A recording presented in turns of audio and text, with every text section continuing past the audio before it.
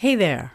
Welcome to Spiritual Psychology. My name's Renee LaValle McKenna, and I bring my 30-plus years as a recovering addict and ex-crazy person turned therapist and shamanic healer to bring you snackable teachings on spirituality, psychology, and all things personal growth.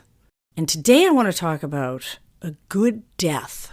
I had somebody sign up for a tarot reading recently, and I asked what she wanted to focus on. And she said, I want to know what's going to happen in the future. And I kind of burst out laughing because even though I am very intuitive, I am not a fortune teller. And so I told her, I can tell you what's going to happen in the future. You're going to die. And a lot of things are going to happen between now and then. And the choices you make will determine your experience of the life you have left. And I approach tarot very much like inner journey work, shamanic practice, or spiritual tools as information and guidance so that we can participate in plotting the course of our life, co-create our reality, rather than just be passive recipients of some fated future. Although, the truth is, we are all going to die. And we live in a culture that has a lot of denial about that and a very unhealthy relationship with the fact of our own mortality. And developing a healthy and mature relationship with death can actually have profound and positive implications for our experience of life. But the overarching cultural narrative tends to be one that death is a tragedy, it's a mistake, it's something to be avoided at all costs, and yet it is the only thing guaranteed to us after birth. We all have it in common. And many spend their lives with their fingers jammed in their ears and their eyes squeezed tightly shut, pretending that death doesn't exist, being afraid of it and avoiding it. And it comes unplanned for as a terrible visitation that often leads to a lot of grief and what I would call bad death experience. But it doesn't have to be that way. And there are many traditions that would suggest that the moment of our death is perhaps one of the most important moments of our entire existence. That our state of consciousness at the time of our death has a lot to do with our soul's journey into the bardo and into the next place. And so preparing for that transition is a really good idea, not just on a soul level, but also for our experience as we remain here on Earth. Now, it must be noted that unexpected death from accident, injury, and illness is a shock to the system. But ultimately, even unexpected death is a natural occurrence. Death almost always confronts our illusion of permanence and control, and this is one of the greatest teachings of death, and that's to live deeply now, and that we are not really in control, and that life has its own agenda, that the more that we can align and submit ourselves to this flow of birth and death and allow it to change us, as challenging as that can be, the more fulfilling our life experience will be. And that again, death visits upon us all. It's often inconvenient, but there is a larger wisdom that we are not privy to. And we are safe even unto death because we're part of this larger consciousness system. And although death and endings and loss may dissolve our particular personality configurations, the wise ones tell us that even death is an illusion. There is no death on the deepest level. What is true always remains. And there are many other teachings that suggest that on a soul level, much of what happens here in our human experience was agreed upon perhaps before our incarnation. And maybe even unexpected death is a part of that plan. In fact, I did a really fascinating YouTube collaboration with the acclaimed energy healer, psychic and intuitive Deb Mangalis about the murder of her friend and spiritual teacher, Susan Morgan. Murder being perhaps one of the most shocking ways to die. And Susan's family was very surprisingly told by a Buddhist Lama that at a certain level of development, the soul benefits from being catapulted out of the body, and that her particular death was auspicious and beneficial to her on the transpersonal plane. This is a very powerful discussion. If you want to check it out, there's a link in the show notes to this episode titled making sense of murder. But back to more common death experiences. So I've been working with this client, Christopher, for the last year or so. And his elderly mother, Margaret, recently died at 89. Christopher is a very articulate and stylish gay man who has been a very loyal and dedicated caregiver for Margaret. And Margaret has not been an easy mother. She's never been in acceptance of his sexuality and has gone slowly downhill since the death of her husband and her son, Christopher's older brother, who died of cancer about a decade ago. And Margaret's decline was pretty universal, with some dementia and just general physical incapacity slowly over time. And she broke her hip recently and ended up in a care facility and descended into almost geriatric psychosis of paranoia and hating everyone and really being horrible. She was suffering. She didn't want to be where she was, but she wasn't able to be at home. She's in pain. And Christopher has been advocating and caring for her, present for her every day. And he was able to get her home just a few days before she passed. And the night of her death, he was able to give her one of the best gifts that we can give to the dying. He was able to tell her, "You were a great mom. I love you very much. You did a great job here. And you can go now and be with Dad and Rob. We're all good, and it's okay for you to go." And that gift of appreciation and release can be incredibly important to a dying person, to have their own good death. And Christopher went home that night, and Margaret died half an hour after he left. And he was able to return to her home, spend some time with her body, and be there when the coroner and the police and everything did whatever it is that they do. And he felt strangely calm. In fact, he said, I want to know what's wrong with me because I'm not having any feelings. I don't know if I'm numb or like a robot. We've had the services. I've been doing everything that needs to be done with the lawyers and the property and this and that, and I don't really have any feelings. And I called my sister Cassandra after my mother died, and she came over, drunk out of her mind, hysterical. I had to send her home. She was getting in the way of the police arguing with the coroner.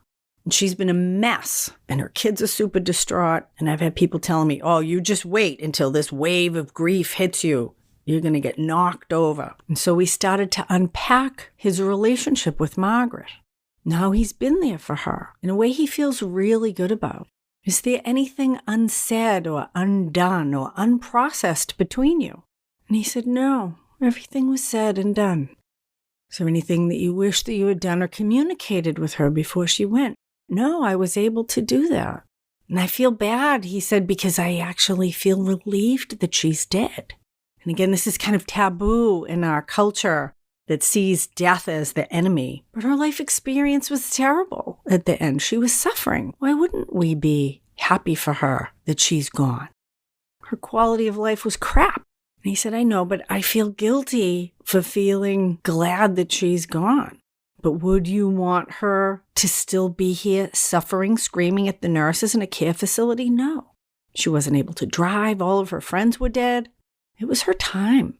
Can you give yourself room to be with what's true for you, even if others don't understand that or that's not their perspective?" It's very important to give ourselves space for our own truth, even if it's counter to the majority opinion, particularly with big life transitions like death. And he's been feeling this strange guilt or self-blame, like there's something wrong with him, that he's not hysterically crying, feeling terrible. He's actually feeling peaceful. And that seems like a counter response to when your mother dies. And we talked about the difference between loss and grief. And loss is an expected experience here on this plane of impermanence. All things are created or born. They have some time of sustenance, and then they dissolve or die or pass away. People, places, things, circumstances, time. And when things move on in whatever way they do, there is loss. There's a space where that circumstance, person, or place, or thing used to be. And we might miss them. We might have habits of wanting to call our mother who's dead or wanting to pat the dog that's no longer there. And those are feelings of loss. There may be sadness, emptiness, and feel out of balance until a new orientation develops. But loss is cleaner than grief. There's nothing unresolved there. And there's tons of really great information about grief these days. The many stages and processes that we go through in grief, and all of those stages and processes, denial and anger, bargaining, sadness and acceptance, those are all processes that we experience that help us to digest our unresolved emotional material around the relationship or the loss that we have experienced. Grief points to the places where we don't have acceptance, where we're still attached, where we resist death or loss or have unfulfilled expectations of things that will never be now. But those were actually a fantasy to begin with. And Christopher's sister has a lot of unresolved issues with Margaret, and hence her really extensive grief. Christopher does not. And he's been feeling guilty for actually having peace and acceptance, for participating in the good death of his mother. And as we really opened it up, he realized that the peace that he felt was not numbness or denial, that it was the peace of deep acceptance. And yes, he was feeling some loss, but there was no grief.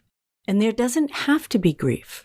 There might be, and there's nothing wrong with grief. Again, grief is how we have an opportunity to process that which is unprocessed so that we can come to acceptance.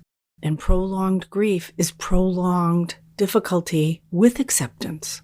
And Christopher has a deep Buddhist practice. He's a very spiritual person. So I asked him to just ground himself and see if he could sense or feel or imagine Margaret's spirit right now. And it really depends upon many factors, the spirit of the deceased as well as the consciousness of the living, of how much access we have to departed loved ones. But he immediately could feel Margaret's presence, and he started to smile. He said she's laughing. She doesn't really understand why they're able to connect with each other, but he was experiencing her in her best self. And he showed me a picture of her in her mid-50s with her husband dressed up at a party in Manhattan, his arm around her. And she's fabulous and vivacious. He said, "That's my mother. I don't remember her as that old, angry, twisted-up woman. This is what remains." And I asked him to feel the feeling between them. And he said, "It's love. Only love. That's what's left." Beautiful. What a good death. And a well-lived life leads to a good death. And we can plan for that ourselves, both in our own death and for our loved ones, to consider what's unsaid or undone. Do we need to make amends, reparations? Do we need to make peace, give appreciation, or let go? Can we grow in maturity, wisdom, and humility to submit ourselves to the birth, death cycle that we're all a part of? The ending of things can actually give them greater meaning, that death provides a container for our life, that we don't have unlimited time. We might want to live right now. Tell people we love them right now. Make that phone call, send that text, say I'm sorry right now, because there will come a time when we won't be able to do it. And there may be regret, and regret is a big part of grief. I had an old man say to me once, the end of your life, it doesn't matter how much money you made, how many things you had, it matters who's standing around your deathbed loving you as you prepare to go. And I'm reminded of another good death. My dear friend Rose's mother, also named Rose, was the matriarch of a beautiful family. She had 6 children, 9 grandchildren, and a couple of great-grandchildren at the time she passed. And she died in the house that she grew up in the same room that her mother died. Something that doesn't happen that much these days in America, I imagine. And she was surrounded by family, and she too had made peace with every one of them. And not all those relationships had always been peaceful. And her final words, her final breath, as she passed to the next place, "It's beautiful." And then she died. Now there's a spiritual gift to the family to get a glimpse into the beauty of the next place where she was going. And so I encourage you to accept the reality of death and aspire to a good death for yourself and to facilitate a good death for those you love by clearing away the wreckage of the past, appreciating what is good and releasing that's not, forgiving, loving, accepting that loss is one of the great realities of human life and that a good death and a good life, well and deeply lived, go hand in hand. Thank you so much for listening. If you have some unresolved grief you'd like to process to be more present and peaceful in your life today, shoot me an email, info@reneemckenna.com. We'll see if a block of spiritual psychology work might benefit you in your life. Thanks as always to my supporters on Patreon and through this podcast.